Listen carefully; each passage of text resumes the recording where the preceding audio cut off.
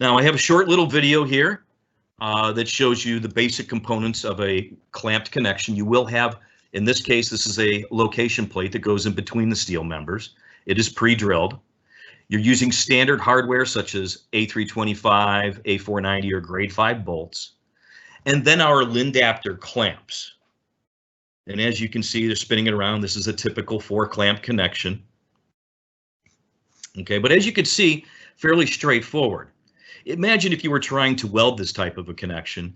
I have been told by welders that to do a proper weld of this would take you approximately 10, maybe 15 minutes in the field, depending upon if it's done in frigid conditions, things where you have to warm the steel up, etc. But they can clamp this together in less than 5.